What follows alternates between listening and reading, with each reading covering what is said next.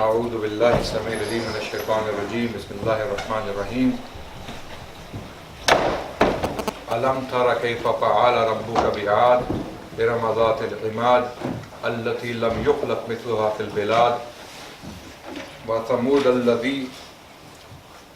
الذي جاب الصخر بالواد وفرعون ذي الأوتاد.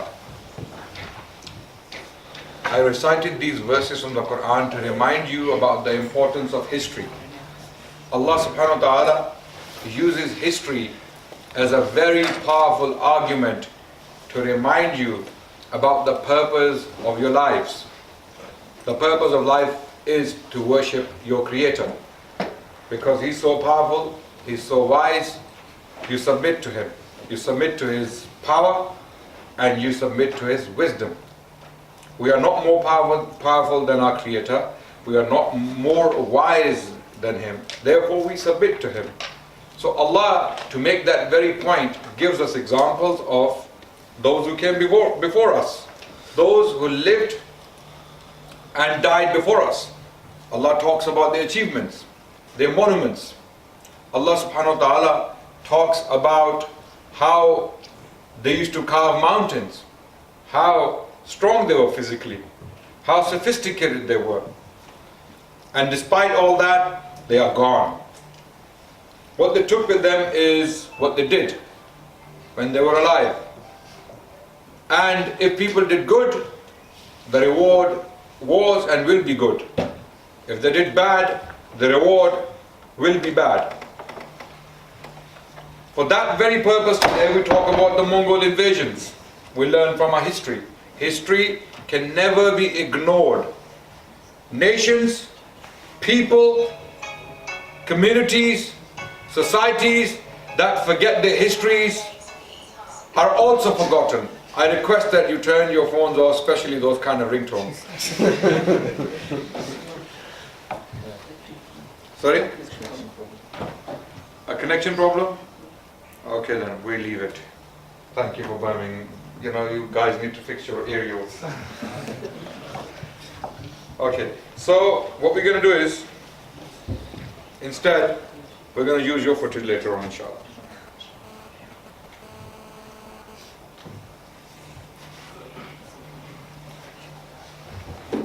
So, people who forget their history are forgotten by history. Those who forget the history are condemned to relive it. Why? Because you don't learn any lessons from your history. History teaches you what was done right, and if it was done right, it needs to be repeated. It needs to be upheld. It needs to be kept alive. And if something was done wrong, then we don't repeat it. Because as Einstein said, anyone who continues to do the same thing to get different results is a fool. That's why we learn from our experience. That's why Allah talks about history so much in the Quran. Allah talks about Banu Israel, Allah talks about Fara'ina, Allah talks about the people of Ad and Thamud and other nations. For this very purpose, to learn from their mistakes, be wise. For that purpose, the Muslims more so today need to learn from the history. And we are a people, unfortunately, who have completely forgotten our history. Generally speaking, when we speak to Muslim masses, Muslim youngsters, Muslim elders, you go to a mosque, you speak to any standard Muslim and ask them about the history, they will have no idea. And I'm not exaggerating. I can demonstrate that to you. Right now in this very hall, if I ask you basic questions about your history, you will not have the answers. This is the catastrophe we are facing. Forget about all the other catastrophes we're facing. Islamophobia, xenophobia, hate against Muslims, disasters, catastrophes, killings of Muslims around the world, whether it's Central African Republic, or whether it's Burma, Myanmar, or whether it's what happened in Christchurch a few days ago. I believe these catastrophes are happening because Muslims have not learned from their history. Simple. If we had learned from our history, we would be on top of things. People wouldn't hate us. People hate us because they misunderstand us. For that reason, we need to learn from our history. Without turning this lecture into a lecture on the importance of history and learning from it, I think that's enough. For those of you who are wise, who have some intelligence, and I'm sure all of you do, then you know exactly what I'm talking about, learning from our history. Mongol invasions, why are they important?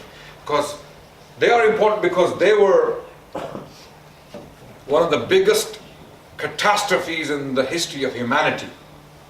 The Mongol Empire to date was the largest empire mankind has ever known.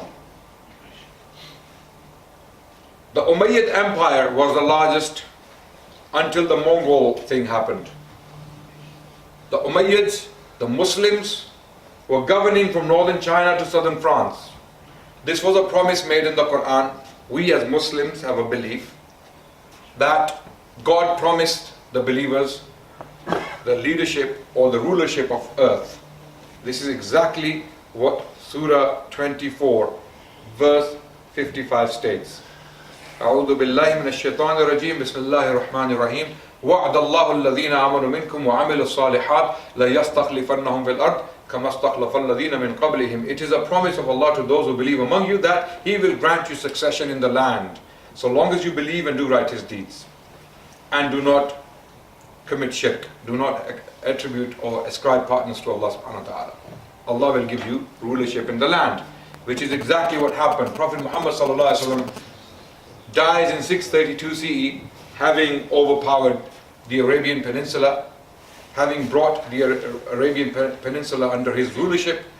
He left his companions, his followers, who took the rest of the known world, in some cases by force, no doubt.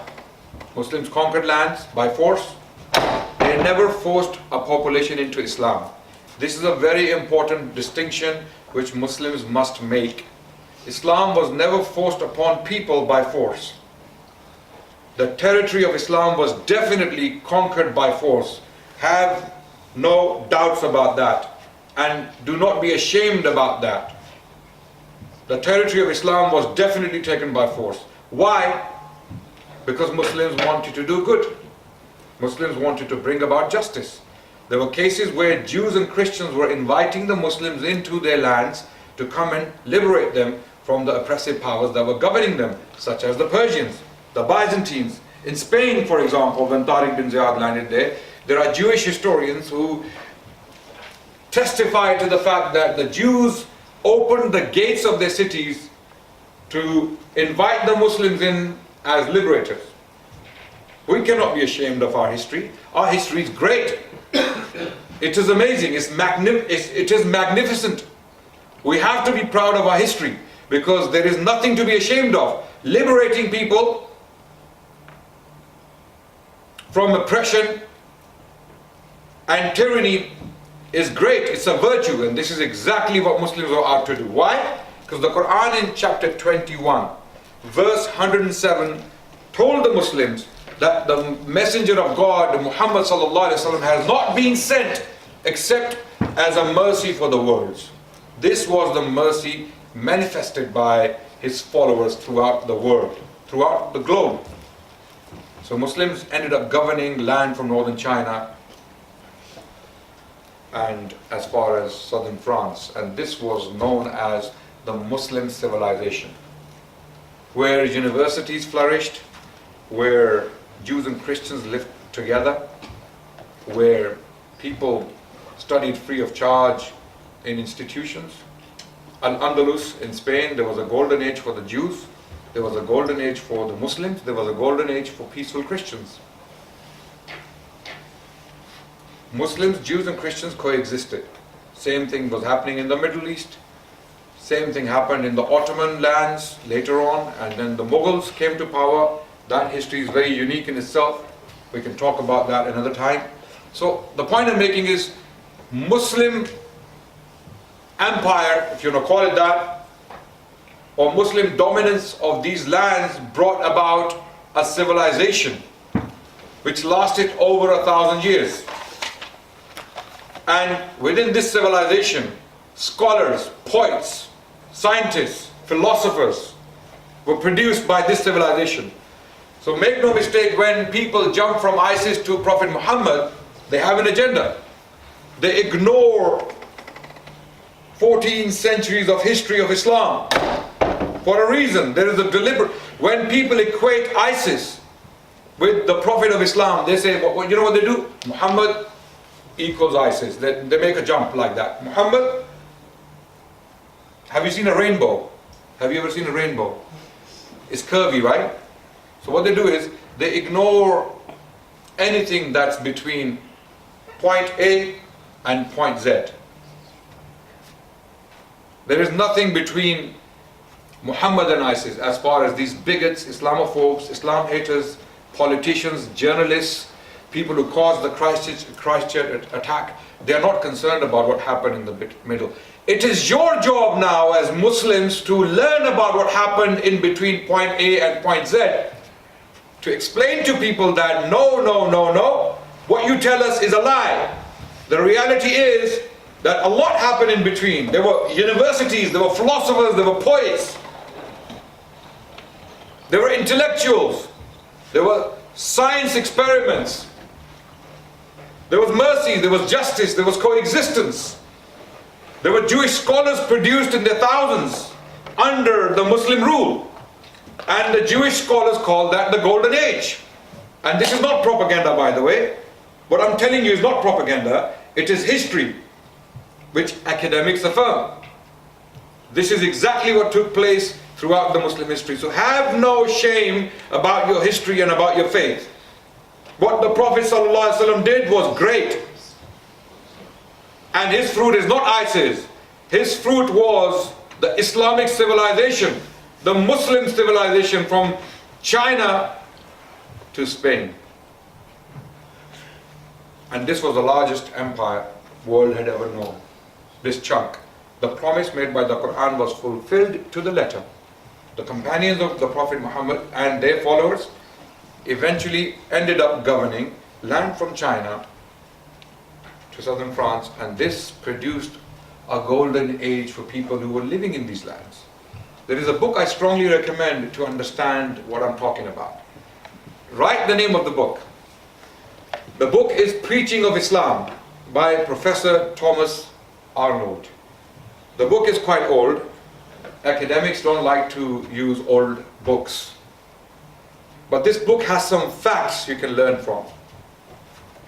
The arguments are not necessarily very highly academic, but the facts still stand.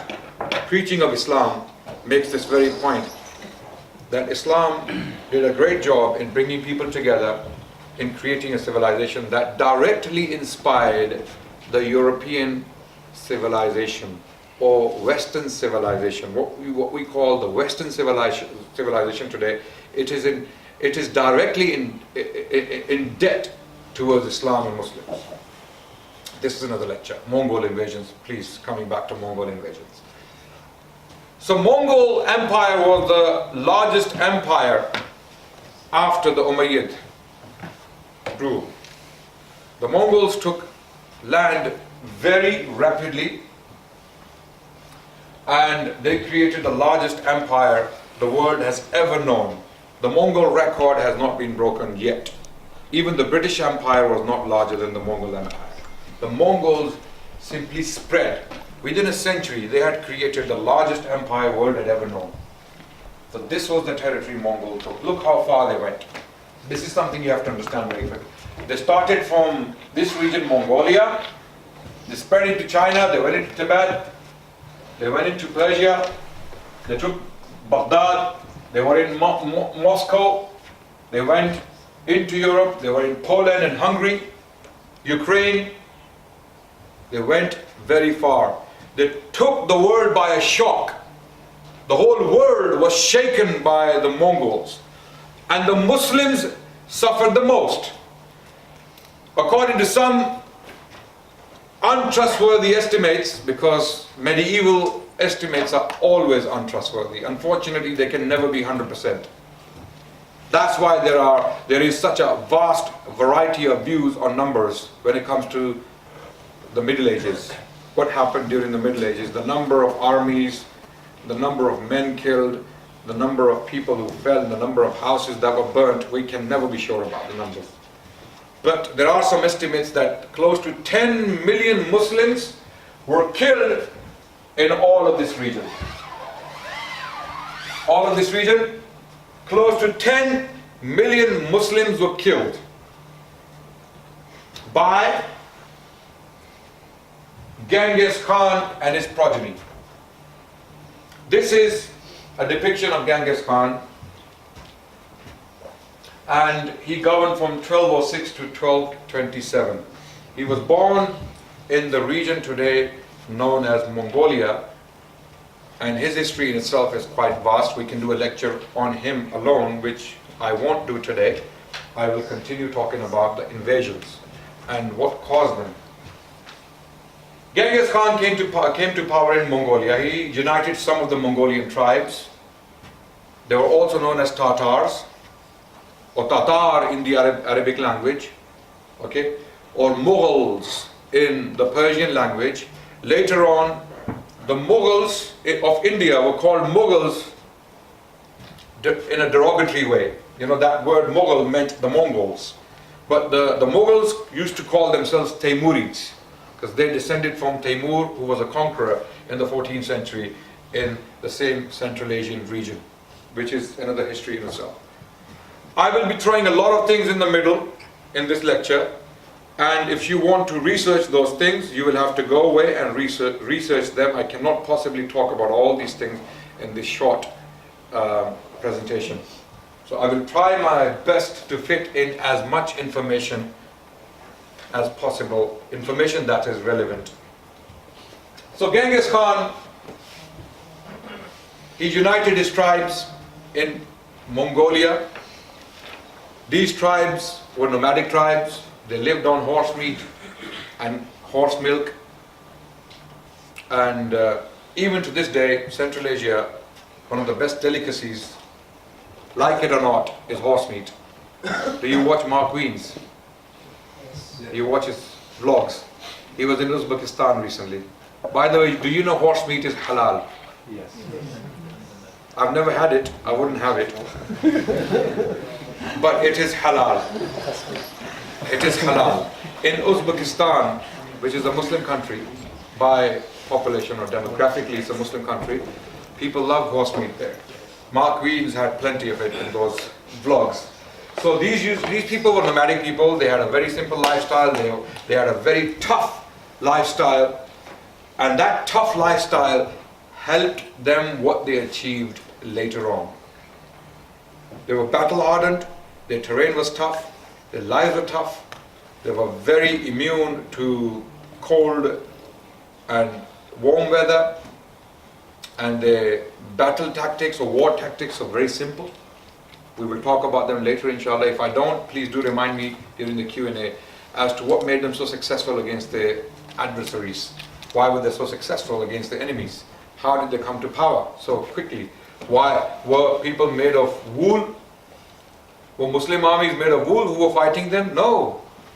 They were strong armies. But why did they not stand against the Mongol flood successfully? This is a question we will address later on. So he united his tribes and he had ambitions. But he could not imagine the achievements or military achievements he would achieve later on. He was a very cruel person. References are given to him to this day. When people talk about cruelty and tyranny and barbarity and killing of innocent people, people refer to Genghis Khan. For example, Iqbal, the Urdu poet, Muhammad Iqbal, very famous Urdu, Persian and Arabic poet, a genius who died in the early 20th century in 1938. He said in one of his verses, "Juda ho deen siyasat se to reh jati hai changezi." Juda ho deen siyasat se to reh jati hai changezi. Who is going to translate that? Go on, impress me with your Urdu. Say it again. I'm sorry, I don't know any poetry in Pahari language, so... Yes, go ahead. If the religion is separated from the politics, then Changezi is left as in cruelty of Genghis Khan. Thank you very much. Iqbal said something genius. In one sentence, he summarized the fruit of modern secularism. He said, if you separate faith, in other words, ethics, from politics, then what is left is the legacy of Genghis Khan. Because if you don't have ethics in your politics, if your politics is not ethical, this is a lesson you learn from history. Iqbal is teaching you a lesson through history. Juda ho deen siyasat se do reh jati hai changezi. If you separate politics and religion, in other words, what you do with people socially, politically, militarily, this is all politics, right? What you do with people socially, politically, militarily, if you do not do it ethically, then what you have is the legacy of Genghis Khan. And nowadays Hitler has been added to the list, right? But Hitler was not as cruel as this man. He killed millions of people without remorse, as we will talk about it very quickly. Next one, please. So this is the Mongol Empire when he came to power. He united the tribes, he brought them together, and he said, let's make an empire. And the Mongols united under him because he was a strong leader, no doubt. He was an able leader, he was a genius in terms of military tactics and governing. So he brought all these tribes together. As you can see, this is the Mongol Empire. He brought different khanates. You know, khanate is like a rulership. You know, Khan, the word Khan, which the Pashtuns nowadays use in Pakistan, Afghanistan and other regions, as a surname or as a title, Khan actually means the Amir, the leader, the king. Okay? So Khan is a short for Khakan. Khan is an abbreviation of Khakan or Khagan, which is a Mongol word that means a leader. So these are different khanates which were united by Genghis Khan under his rule. He attacked them one after another and he caused them to submit to his power. So he united them. And after this unity, what happens next is an attack on the Khwarizmite Empire. Khwarizm Shah, who was this person, I don't have a picture of him to show you. I have a coin, a gold dinar of Khwarizm Shah. Muhammad bin Khwarizm Shah the second, who governed from the year 1200 to 1220. He governed a large empire. Go forward, please. This is the Khwarizmite Empire when Sultan Muhammad bin Khwarizm Shah is governing. His name was Alauddin Muhammad bin Khwarizm Shah. Unfortunately, I forgot to bring his coins with me. I had his coins. I'm a coin collector, I'm a numismatist as well, and I had the actual original coins from these dynasties, even the Mongol coins, I have some of them. Unfortunately, I forgot. But I have the images. So this was the empire of Khwarizm Shah. It spread to parts of Pakistan, current day Afghanistan, Uzbekistan, Tajikistan, Kyrgyzstan, Iran, and close to Iraq and Syria. Large territory governed by one man.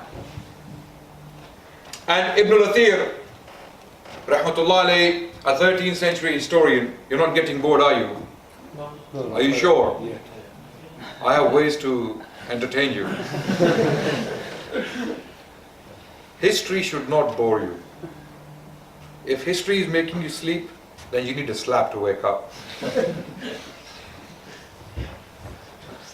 I meant that metaphorically, okay? Not literally. Because history is so interesting, it's so fascinating. The problem is the way it's taught, especially to your children. When you look at GCSE books on history and A levels, I'm not surprised that kids don't want to study history anymore.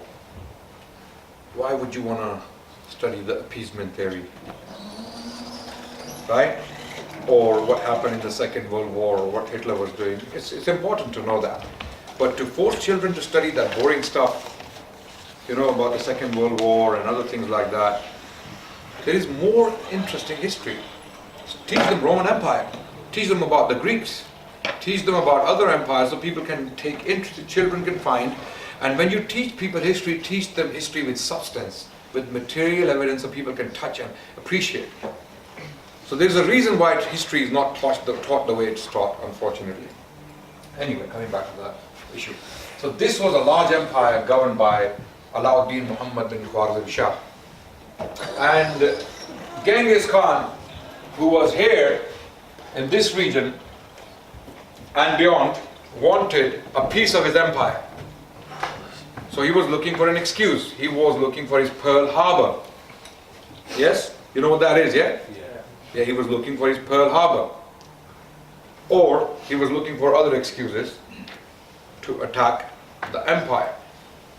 You know these tactics to attack targets in modern day and age, to find excuses to attack other territories is not a new thing. Don't think CIA and KGB and these organizations have invented these tactics. These tactics were used in the ancient period and during the Middle Ages. So what happened, to cut a long story short, some Mongol merchants were in the Khwarizmite territory doing business. Cut the long story short, they were killed for something they did. It is not clear why they were killed. And Genghis Khan sent emissaries to Khwarizm Shah asking for the culprits. Khwarizm Shah said, we will apply the Islamic justice, we will investigate, and those who are guilty will be punished. Genghis Khan did not accept that solution, and he attacked the Khwarizmite Empire. And when he attacked the Khwarizmite Empire, I'll cut the long story short, one by one, the attack took place in the year 1219. Remember the date. 1219 is the time when Genghis Khan decided to attack the Muslim territory governed by Sultan Alauddin Muhammad bin Khwarizm Shah. And at that time, Genghis Khan was already in his late 60s. He was already in his late 60s. And one after another, all of these cities were taken. First, Bukhara was attacked, and the entire city was decimated. The details are far too grim and lengthy for me to go over. Ibn al-Athir, to cut the long story short, paid a tribute to the martyrs, to the Shuhada of Bukhara, and he said, my tongue trembles and my hand shakes in telling the story of what occurred. I wish I was not born to tell this story, but I must nevertheless tell the story so that people can take benefit. And he called it the obituary of Islam. That, you know, how would you translate the word obituary in Urdu or Arabic? Janaza? Sorry? No, Condolence. Sorry? Yeah. Basically, he called it the Janaza of Islam. What he meant was the Muslims had suffered daily. Bukhara was taken. First, there was resistance, and then eventually people surrendered. People were tricked into surrendering. The Mongols said, surrender and you will be safe. And there was ikhtilaf between the Muslims. Some Muslims saying, no, we must fight, we cannot trust these people.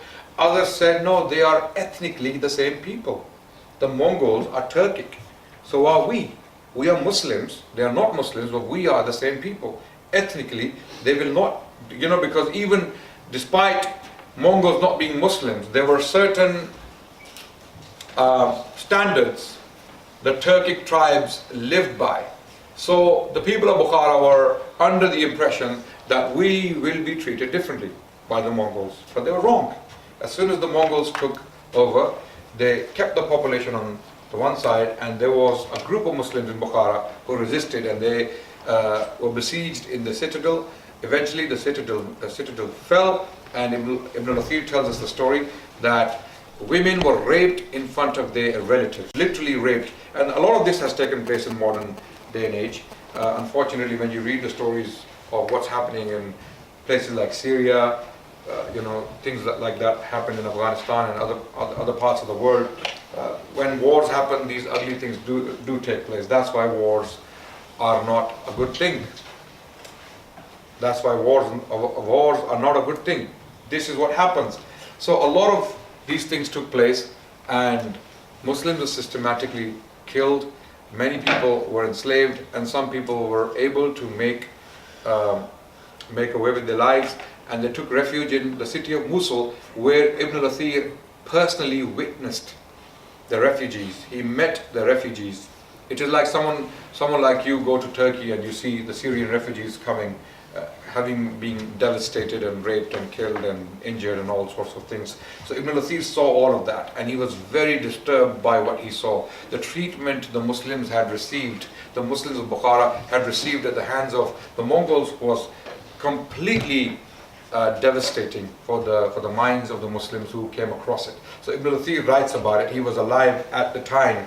He saw the very refugees, and he was the one who was one of the first people to comment on it. He was a contemporary of these events. Ibn al-Athir is a very interesting character. He is a very important historian for us to remember as Muslims. He outlived the Crusades. It is thought that he actually met Sultan Salahuddin Ayyubi as well, and he lived long enough to see what the Mongols did later on to the Muslims. And then after Bukhara, Samarkand was attacked, and same things happened there. Catastrophes of a grand scale, absolute barbarity, even by the standards of the Middle Ages. People were ripped apart. In some cases they were pulled, Mongols would tie people with horses and rip them apart alive, and women's bellies were ripped open and kids were taken out, and this is what Ibn al-Athir writes, and they were killed. So a lot of these things happened, and within 2 to 3 years, all of this region was under Mongol control. One after another. Merv was destroyed. The city of Merv, we are told by Ibn al-Athir that 700,000 Muslims were killed in this city alone. Over 500,000 people, close to 1 million people, according to Ibn al-Athir, and I don't believe the numbers. They may be, I don't think that's possible. But at the same time, a high number of Muslims, because it was a very important city. It was an ancient city, Merv. It was destroyed by the Mongols. Then Nishapur, it never recovered. It never recovered. Nishapur was destroyed. You know who came from Nishapur? Sorry?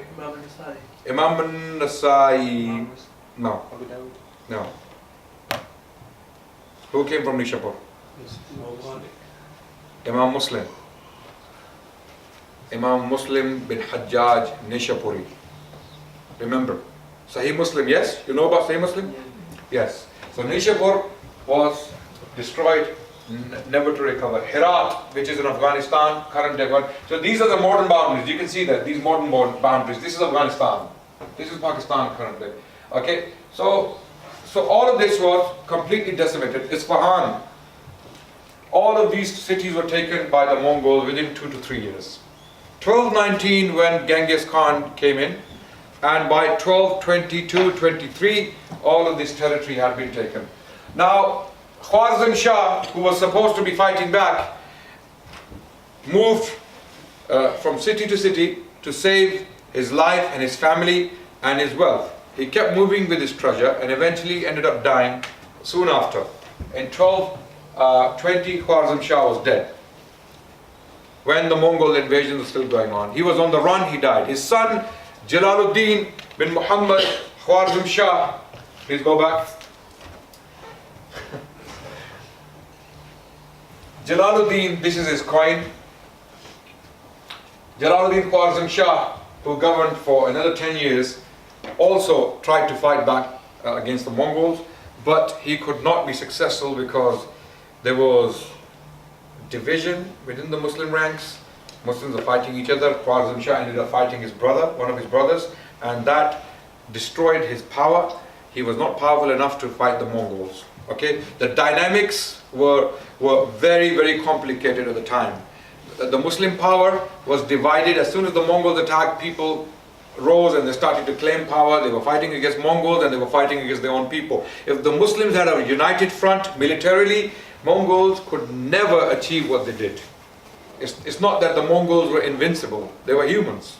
They were as humans as Muslims at the time. But because Muslims are divided, they kept fighting each other. There was no united front, and wherever the Mongols went, they decimated the cities, they burnt the cities down, they killed the population. This is why there are estimates that close to 10 million Muslims lost their lives from Central Asia to Syria within these decades. So Jalaluddin Khwarizm Shah could not successfully continue, and he was on the run, found by a peasant, told him his name, and the peasant found out that this is Jalaluddin who had killed his brother, and the peasant ended up killing him as well. So Muslims were left without any power. Ibn al-Athir states about Jalaluddin and his father that the reason why no one could help them is because when they were expanding their empire, they were killing all the kings they were conquering. Muslim kings, when they were expanding their empire, every Muslim king or ruler they came across, they killed him. And that's why there was no effective leader left to join them to fight against the Mongols. So once they were killed, the Muslims were left without leadership. Next please. So this is Ogedai Khan, who was one of the sons of Genghis Khan. He succeeded his father. He governed from 1229 to 1241. The empire is still spreading. The Mongols are still going on. There were breaks in the middle. The Mongols stopped at times for a few years, for example, to rest and to consolidate their power, and then they would reinitiate hostilities against the surrounding Muslims. And Muslims kept coming back to power and kept losing territory. So back and forth, you know, this tennis match between the Mongols, militarily speaking, and Muslims was going on for a few decades, right? Until the grand catastrophe took place, which was, if you go forward please. So this was Möngke Khan, who came to power after Ogedai, who was one of the most powerful Mongol Khans. This is one of his coins. This coin was minted by a Georgian king named David. This is a Christian coin, minted by Christian. But this coin was minted in the Arabic language, amazingly, and it was minted in the name of Möngke Khan. Okay? So, it was in his time one of the greatest catastrophes in Muslim history took place, when he was the Khan of the Mongols, right? I cannot simply go into the details of each of these individuals. Ogedai, Möngke, each one of them, Genghis Khan, is a topic in itself. Do you all understand that, brothers? Yes. Right? Is a topic in itself. Khwarizm Shah, Jalaluddin Khwarizm Shah, the details of the battles and what they went through are far too many for me to cover in this short lecture. This is an introduction to Mongol invasions. What you are seeing right now are the main details or the main points you need to remember on this particular topic. If you want to read further, there is a book I recommend strongly, is by David Morgan. The book is titled Mongols. That's a good introduction, a slightly more detailed introduction on the Mongols and their rise and their conquests and their catastrophes and atrocities and what happened to them. So it was in Möngke Khan's reign, one of the grandsons of Genghis Khan, he was, that the greatest catastrophe took place. Hulagu, who was another grandson of Genghis Khan, was a general who was at the time in Iraq. We're talking about 1250s now.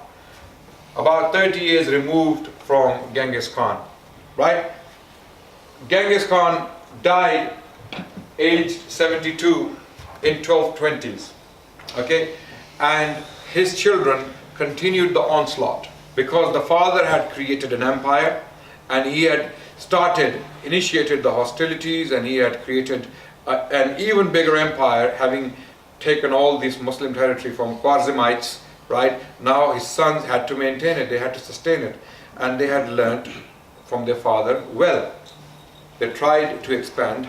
They had difficulties. There were divisions among the Mongols as well. Mongol Khans did fight each other, for power, no doubt, but they continued taking territory because the Muslims were not getting the message even then that they needed a united front against the Mongols to survive, to protect the remaining populations of the Muslims. And the Mongols continued invading other territories. I'll talk about India. Do you know the Mongols invaded India, Pakistan? Mongols invaded Lahore. There were battles between the Mongols and the Muslim sultans of Lahore and Delhi. Do remind me if I don't cover it. Before I finish, remember to mention Pakistan, Lahore, and I'll talk about it very quickly. So this was the greatest catastrophe, one of the greatest catastrophes in the history of Islam, the siege of Baghdad. Because the Mongols had been expanding, and they knew that so long as Baghdad is standing, they cannot possibly claim complete victory over the Muslim empire. Even though the caliph was tributary, he was just an honorary caliph. He was, a caliph in name. He was like a puppet. And people would acknowledge his sovereignty over their kingship, but he didn't have any power in the real sense of the word. Even sultans in India, when they minted the coins, they would have the name Mustasim on the coin. They did acknowledge his spiritual sovereignty, his eldership, if you like, right, in governing the Muslims in spirit, but not physically, right? So he was simply confined to the city of Baghdad and its surrounding area, right? Baghdad at the time was the largest city on the planet. It had the largest libraries in the world, it had the largest hospitals, it was a civilization in itself. There were many scholars there were many schools there were many science labs there were observatories there were philosophers there were poets there were scholars there. Baghdad was such a huge civilization that the sophistication of Baghdad became a liability for itself. They became so sophisticated that they became too weak. How does that work? How does that work? The whole They got involved with luxury too much. They were in fashion too much. Louis Vuitton and Gucci and nowadays, Muslim men who wear these kind of things, yeah? Someone said, because you know what I'm talking about. Nowadays, Muslim men are very similarly doing fashion, they are very close to ladies. Very close to ladies. This is what happened in Baghdad at the time. Men were not really those men, leaders, thinkers, intellectuals, policymakers, far-sighted rulers. They were not like that. They had lost their sight. They couldn't see what's happening around. I believe as soon as the Khalifas of Baghdad heard that Genghis Khan is in, they should have taken some important measures to protect their people, right? But they were not doing that, unfortunately. They were still busy listening to their singing and dancing sessions. Drinking was rife. People were involved in romantic poetry. All these things are taking place. There's no doubt they were good scholars at the time as well, right? So this is the catastrophe that took place in 1258. Cut the long story short, Hulagu, one of the grandsons of Genghis Khan, decided that Baghdad must be taken if the Muslim empire at large is to be subdued. And he besieged Baghdad. Before he did that, of course, he made many preparations. He carved roads between China and Iraq to make sure that the military, the army, can travel safely, comfortably, and he made sure there is plenty of pasture for animals. All the strategic measures he had to take in order to subdue Iraq or Baghdad, he did that, right? And then he started to send out his spies to check what the military situation is in Baghdad. The military situation in Baghdad, unfortunately, was that there was a prime minister called Ibn al-Alqami, okay? And he was from the Shia background, and he was working with the Mongols. How do we know this? Because he was appointed as the ruler after the Caliph of Baghdad had been killed. Ibn al-Alqami had advised the Caliph to cut down the size of the military to save money. The Caliph, although he was a very pious man, Ibn Kathir praises him in his history that he was a very pious man, but piety is not always necessary for effective governing. Does that make sense? Does that make sense? A person who has a strong resort, a person who is an effective leader is better than someone, for Muslims and their well-being, is better than someone who has a lot of taqwa, who doesn't raise his eyes and he's always has tasbih in his hand. You know what happens nowadays? People choose leaders who are the most pious people in the clan, but they might be the weakest in resort. This is something we don't understand. And you may ignore someone who appears to be not as strong religiously as the other person you have chosen. Imam Ahmad was asked this question. We have two options. One is a pious person, he's very pious, but his resort in making decision is weak. And the other option is someone who is personally weak, he has personal weaknesses, but when it comes to his resort to lead his people, he's very strong. Who shall we choose? Imam Ahmad, without hesitation, responded, you choose the one who is strong and his resort is strong. Why? Because his strength will benefit the ummah. And his weakness, personal weaknesses, will only harm him. Yes? It will have a personal harm, no doubt. But his strength will benefit the ummah. On the other hand, the pious man, his piety only benefits his person. But his weakness in resort will harm the ummah. So the Caliph, as pious as he was, because Ibn Kathir praises him for his piety, was weak in resort. He did not take the right measures. The army size was reduced. The Mongols came in, and then Hulaku or Hulaku was a very superstitious man. Some people came from Baghdad and advised him, do not attack the city, this is a blessed city. Anyone who attacked the city was destroyed. So you will be destroyed. He was a very superstitious man. He said, no, I will not attack.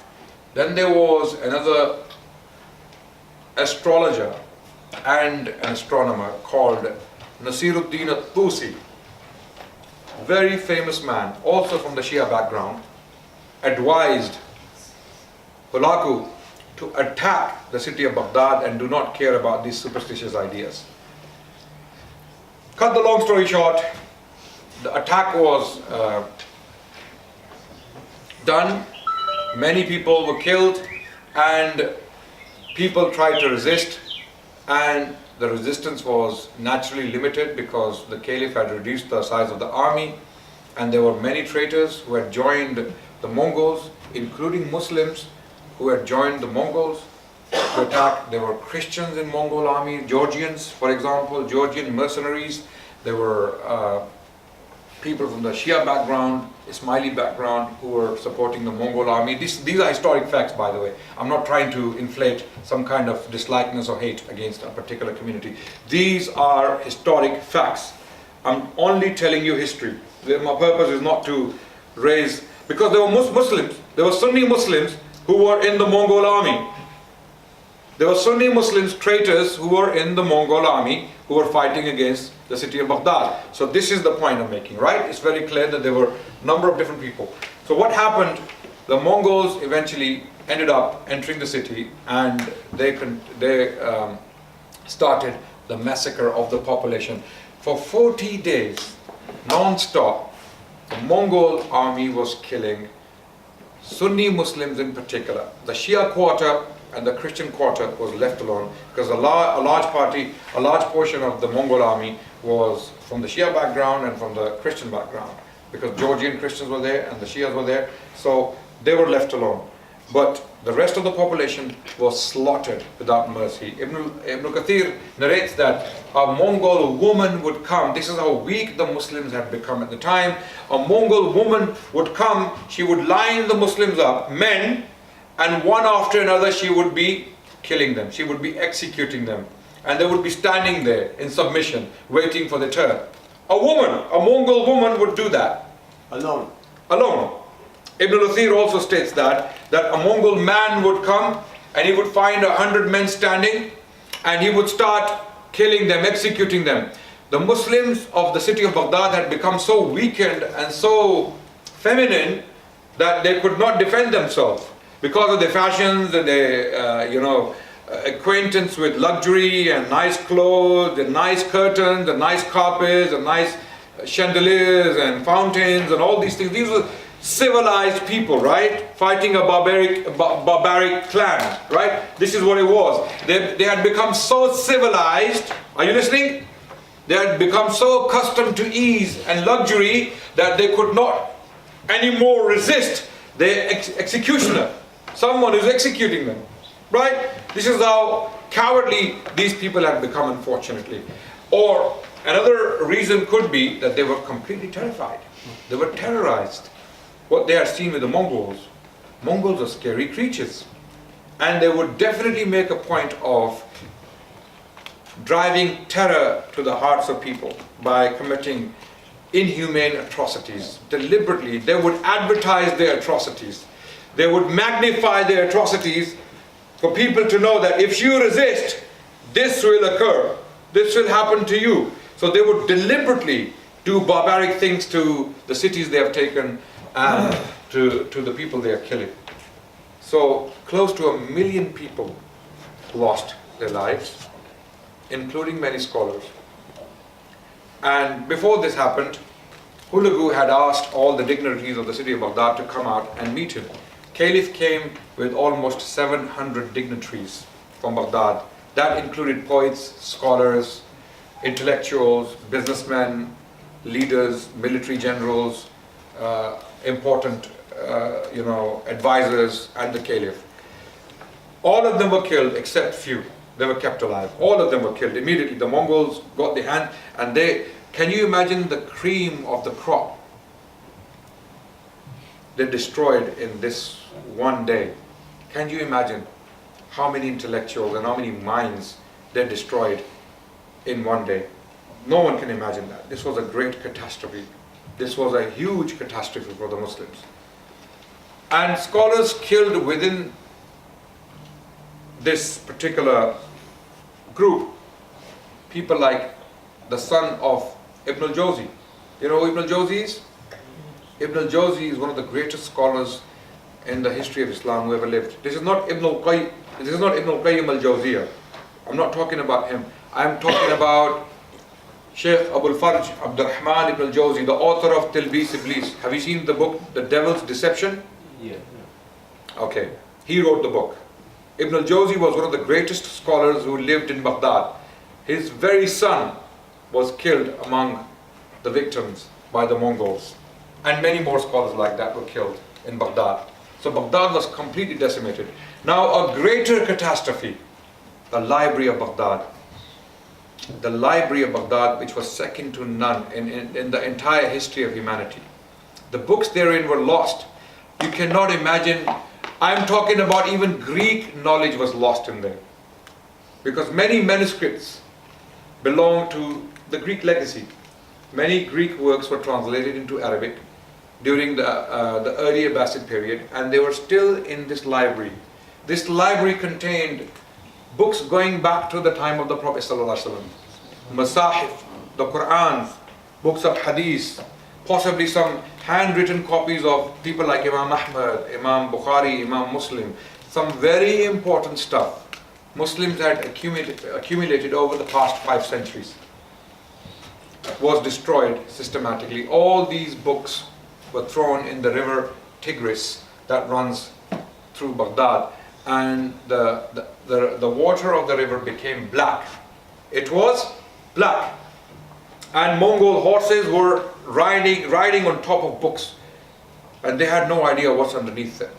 They couldn't even save those books for their own development, for their own civilization. Same thing happened in 1492 when the Catholic monarchs, King Ferdinand and Queen Isabella, took the city of Granada from Muslims. the last stronghold of Muslims in Spain in 1492. When they took the city, they destroyed over 1 million books from that library. You cannot imagine what was in that library. I simply cannot imagine. Over 1 million works of poetry, mathematics, philosophy, hadith, tafsir, poetry, you name it. You name the sciences, they had all of it there.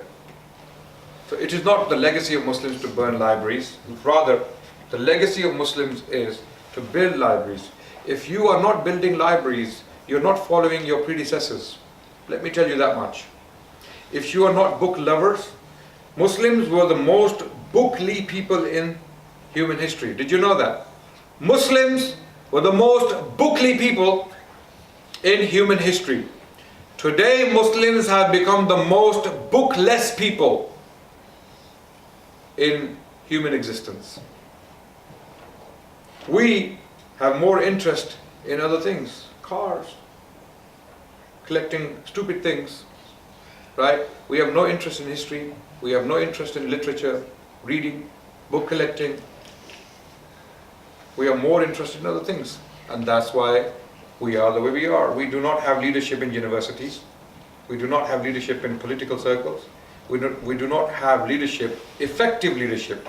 I mean effective leadership on the global stage when it comes to intellectual activity. We have all these problems. And this is because we have completely become a bookless people.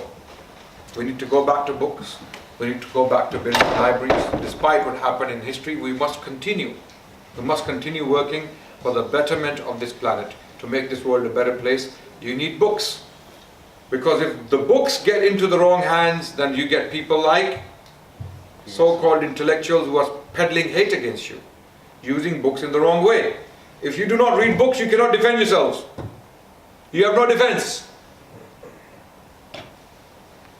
Before physical defense comes intellectual defense. This is a battle of hearts and minds. You cannot win it without books. It is impossible. So we need to learn from our history. Mongols destroyed the entire library of Baghdad, and we have no imagination. We do not know what was destroyed in that library, unfortunately. Masahif going back to the time of the Prophet ﷺ, and the 1st century, and the 2nd century, and the 3rd century, and the 4th century, and the 5th century, and this was the 6th century and the 7th century, never to be recovered again. You cannot imagine what that means. I collect books, I collect manuscripts, I know what that means. I know what that means. When you lose one manuscript, written by hand by a Muslim scholar, or any scholar for that matter. So Baghdad was destroyed. This is a dinar of Caliph al-Mustasim, the last Abbasid caliph in Muslim history. You can see his name there, al-Mustasim Billah. And this particular dinar was actually minted during the siege of Baghdad, when Baghdad was besieged. This is a very expensive dinar. It was sold in an auction for a lot of money recently, because it was actually minted when the siege was still in place. Because of the date, it is the last year of the caliphs. 656 is there, the date is there. 656 Hijri, in the last months.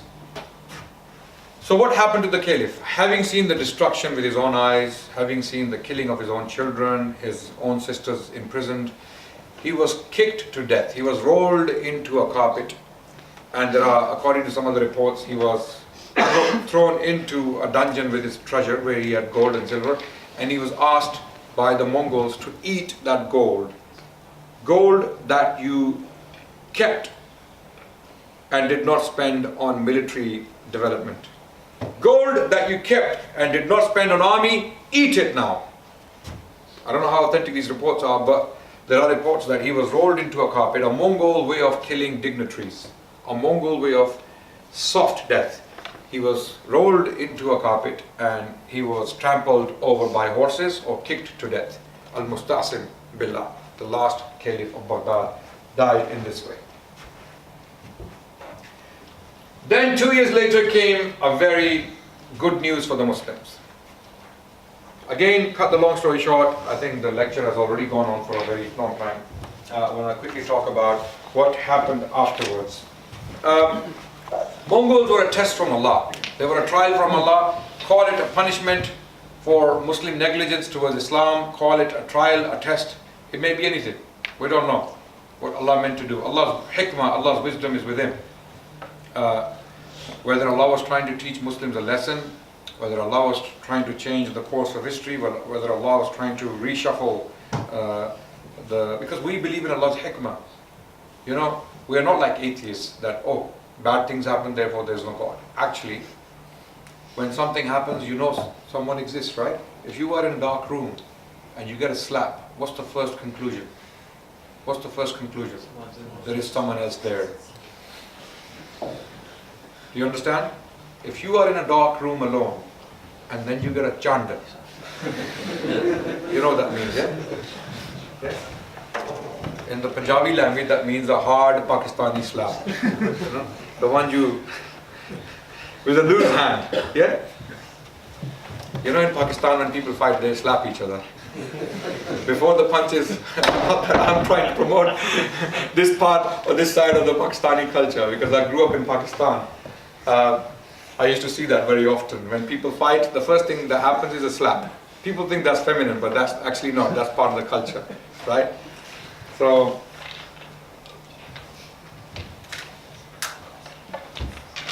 if you get a slap in a dark room, you know there is someone else there. This is what we say, that how we know that Allah exists is because of وَاخْتِلَافِ اللَّيْلِ وَالنَّهَارِ. Yeah? Allah subhanahu wa ta'ala tells us in the Quran, إِنَّا فِي خَلْقِ السَّمَوَاتِ وَالْأَرْضِ وَاخْتِلَافِ اللَّيْلِ وَالنَّهَارِ لَآيَاتٍ لِأُولِي الْأَلْبَابِ. In the creation of the heaven and the earth, and the changing of the night and the day, there are signs for those who contemplate. So when things happen and your planet still carries on despite something like tsunami, like big earthquakes, big catastrophes, and your planet still continues, life is still going on, the sun is still shining, the moon still survives. There are earthquakes on the moon.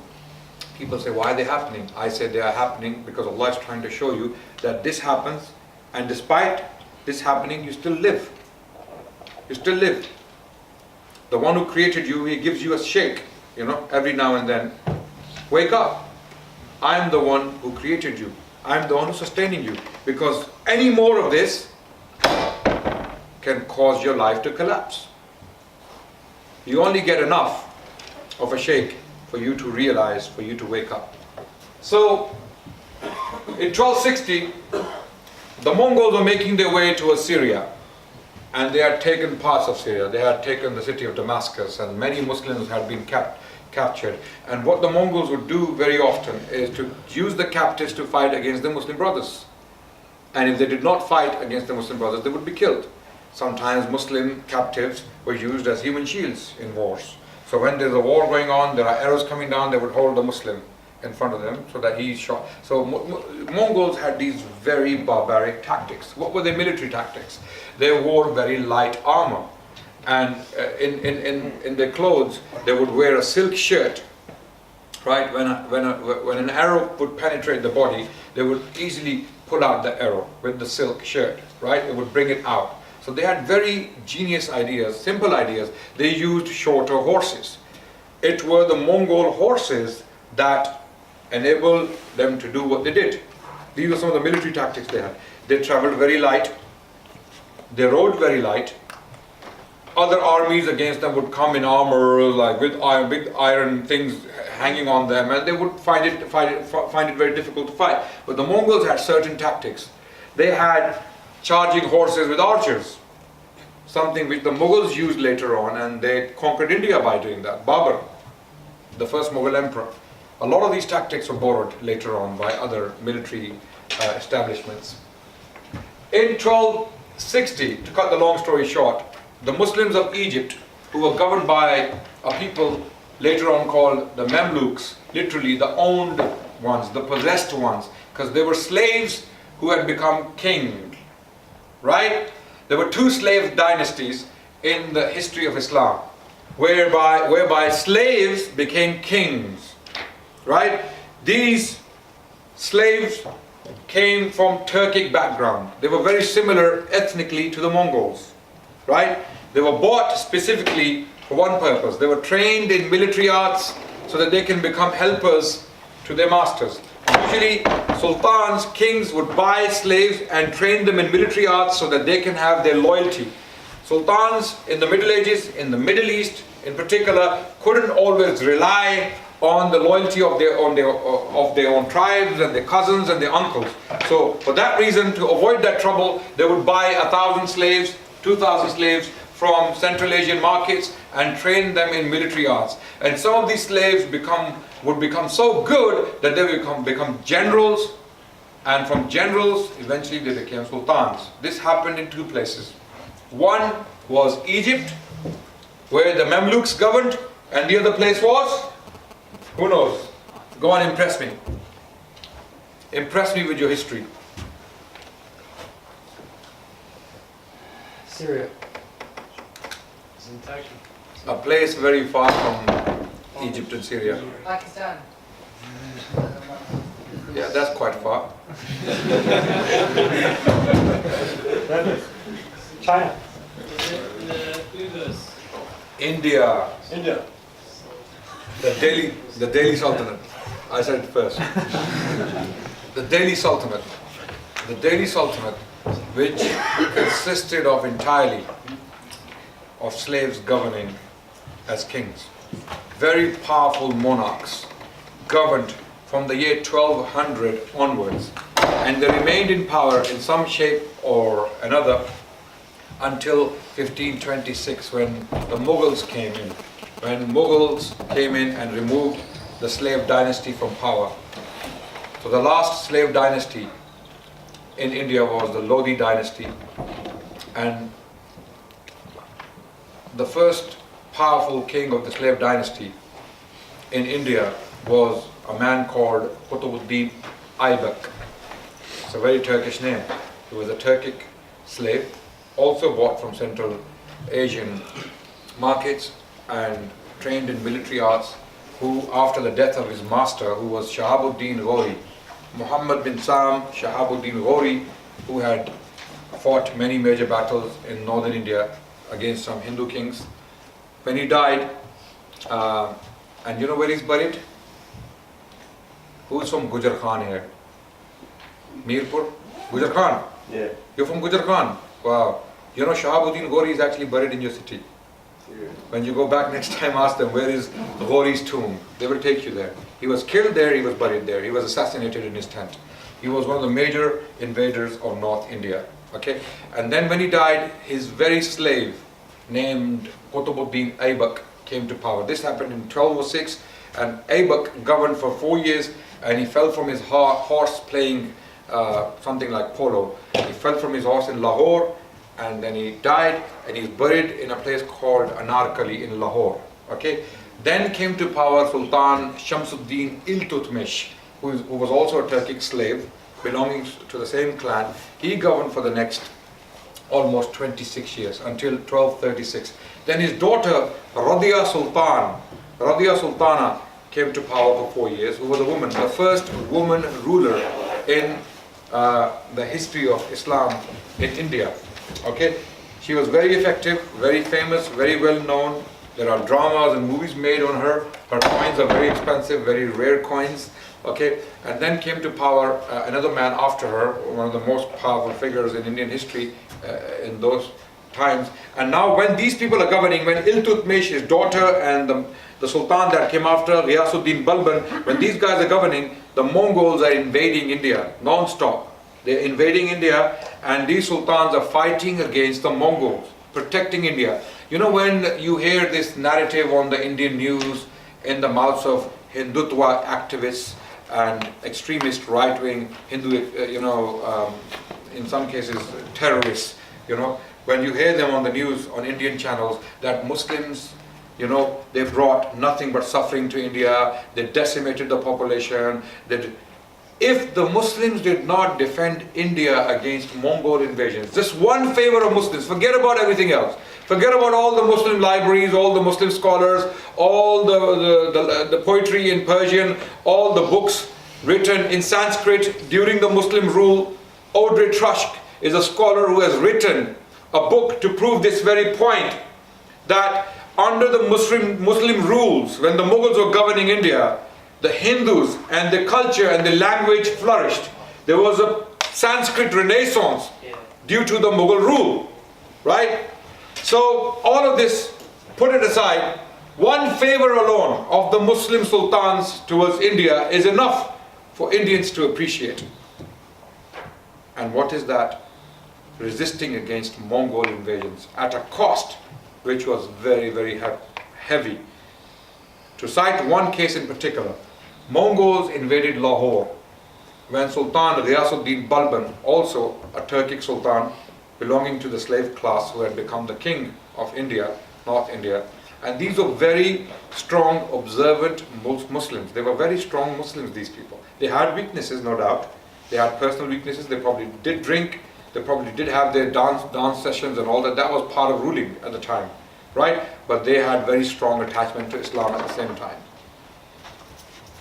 The Sultan had a son called Prince Muhammad, who was the governor of Multan. Multan was a major center of Muslim civilization in the Indian subcontinent. So the governor of Multan was the very son of the Sultan Ghiyasuddin Balban, and Prince Muhammad was the Waliul Ahad. He was the heir apparent after his father. So he was given a message that the Mongols are very close to Lahore. They are attacking the city of Lahore. So the prince decided to confront them. And the information or the intelligence he was given was that there are 3,000. A zero was unfortunately missed. Okay, he had no idea. 3,000, baby job, let's go. So he went to fight the Mongols. Near Lahore, this battle took place. When he got there, he realized a zero was missing from intelligence. It were 30,000 Mongols. And that means a heavy force looking at the Mongols. He went with a small force to subdue this. He was besieged, he fought, and he was killed in battle. Sultan Ghiyasuddin Balban never recovered from this loss. He loved his son dearly, and he gave his own son to protect India against Mongols. If the Mongols were allowed to come to India, the history of India would have been completely different. Who knows, they would have destroyed every single temple, mosque, place of worship standing like they did everywhere else. But Muslims defended India against the Mongols. And in this very battle, there was a very famous poet present named Amir Khusro, very well-known Persian poet who lived in Delhi, and he documents what he saw. He even explains and describes the Mongols, how smelly and disgusting they were. Their hygiene was bad, their manners were bad, and they were like not humans. They were like creatures from somewhere else. And of course, Muslims are very civilized, very clean, very civilized in their manners and their behavior and the way they did things. They saw Mongols against their own prejudice, Muslims, because they saw themselves. So this is what happened in India. Coming back to the Battle of Ain Jalut. Ain Jalut, similarly, there were Mamluks from the same background governing Egypt. They had come to power coincidentally at the same time in Egypt. So there were two Mamluk dynasties, because this phenomenon intensified. Which phenomenon? Buying of slaves and training them in military arts. It intensified in the 13th century.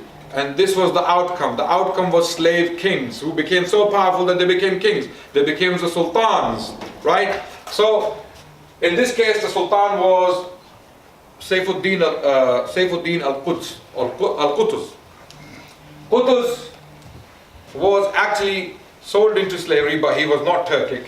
But the man who supported him in the battle strongly was a man called Baybars. I'm finishing very soon. In the next 3 to 4 minutes, I'll finish, inshallah. I don't have a watch. Okay. So I'll finish very soon so that we can go to Q&A, inshallah. Because the problem is the information is so much that I cannot possibly cover everything. So Qutuz he decided that he will confront the Mongols. Cut the long story short, he asked for the Muslims to support him. Many refused to support him because they feared the Mongols, or they had joined the Mongols against the Muslims of Egypt. Mongols were definitely making their way towards Egypt. Egypt was very rich and the Mongols had their eyes on Egypt, and strategically Egypt is standing between the East and the West. The Western civilization of Islam was completely in what? North Africa and Spain. And the Mongols had their eyes on that as well. They had no idea as to what's there, and they were looking to go into North Africa and Spain. So who was standing in the middle? Egypt, governed by Mamluks. Cut the long story short, Qutuz decides that he will fight a battle outside. He goes outside to fight a battle near Palestine, near a place called Ain Jalut. This battlefield was about 65 kilometers away from the very famous battlefield of Hittin, where Sultan Salahuddin Ayyubi had some years ago, some decades ago, defeated the Crusaders, and the 60 kilometers away from the very famous battlefield called Yarmouk, where the Sahaba fought the Romans. So this place was very strategically chosen by Qutuz. He got there first, so he got the advantage of choosing the battlefield. And he had strategically placed his people. He deliberately sent a very small portion of his army to fight the Mongols first, led by none other than Sultan Baybars, later on, who came to power after Qutuz had been killed. Qutuz, by the way, was killed immediately after this battle, unfortunately, by his own generals. This is a dilemma. This is a problem we had faced throughout in Muslim history. This internal fighting and killing of effective leaders to come to power. So Qutuz was killed soon after, and Baybars came to power. Baybars was the man who eventually got rid of the Crusaders from the Holy Land. In 1291, he besieged the city of Acre and eventually took the city from the Crusaders. So in this battle, he sent Baybars forward. So the Mongols thought this is a very small army. So they came into the battlefield entirely. Ketbuga, who was a Mughal general at the time, he wanted to wipe out the Muslim army once and for all and completely decimate the entire. But Qutuz had a different plan. He had hidden the bulk of the army behind the mountains, waiting for the Mongols to come into the valley completely and then to shock them. And amazingly, when this was happening, Qutuz dismounted his own horse and he went forward fighting with his men on foot. And when his soldiers saw the king fighting in person on foot, they were completely inspired and influenced by this very action, and they fought hard. And the Mongols were, for the first time in their history, were shocked. And Mongols were not known for leaving the battlefield. They were not known for running from the battlefield. They were very, very difficult opponents. And Qutuz had then shocked the Mongols in this battle. Muslim armies came down from the mountains, and the Mongol army was completely uprooted and decimated, and they were on the run. And then another battle took place 20 kilometers away, where the Muslims were able to overpower the rest of the Mongol army. So, or such was the battle of Ain Jalut. After the destruction of Baghdad, 1258, 2 years later, this battle took place in Palestine, and that stopped the Mongol advance eastwards forever. Mongols were not able to take Egypt ever. They were not able to take any more land in North Africa and, by extension, Spain. But they continued taking land in the east, and then later on, a lot of these Mongols and their children became Muslims. The very people who came to destroy Islam got conquered by Islam, and they realized that their ways are not better than Islam and Muslims. They became Muslims. Many powerful Mongol leaders embraced Islam, and having come as destroyers, they turned into defenders of Islam in the very next century, and they became very powerful rulers. Shaykh al-Islam Ibn Taymiyyah rahmatullah alayhi was born 3 years after this very battle. In 1263, Ibn Taymiyyah was born, and when he grew up, he saw the Mongols invading his territory. As a child, he saw what's happening. His father and his family migrated to the city of Damascus due to Mongol invasions from Haran, which is in current-day Turkey. So Ibn Taymiyyah had migrated to Damascus, and he grew up seeing the Mongol invasions and their cruelty and the barbarity, and later on he himself was found on the battlefield fighting some of the Mongols who had become Muslims. One of the problems with Mongols was that because they were militarily and politically dominant, they, even though had come to Islam, had still allegiance to the ways of Genghis Khan. They still referred to his book Al-Yasa or Al-Yasik as an authority over them, right? And this is why some of the scholars of Islam, they said they're not truly Muslim, because they haven't actually submitted to Sharia completely. They don't really believe that Sharia is superior to Al-Yasik. They still refer back to the ways of Genghis Khan for inspiration and authority. Therefore, Ibn Taymiyyah and scholars like him fought the Mongols in the coming decades. And later on, Mongols slowly, gradually lost their power, and many of the cities and the territories that they were governing were either taken over by other Muslim kings or other Muslim tribes or other Central Asian Muslim powers like the Mughals and the Safavids who came to power in Iran, and they applied Shiaism in the country of Iran. So I will stop here for now. This is Mongol invasions in a nutshell. This was still a brief history and introduction. The details are far too much for me to cover in a short lecture like this, and we will go straight to Q&A. Thank you so much for listening. Alhamdulillah Rabbil Alameen.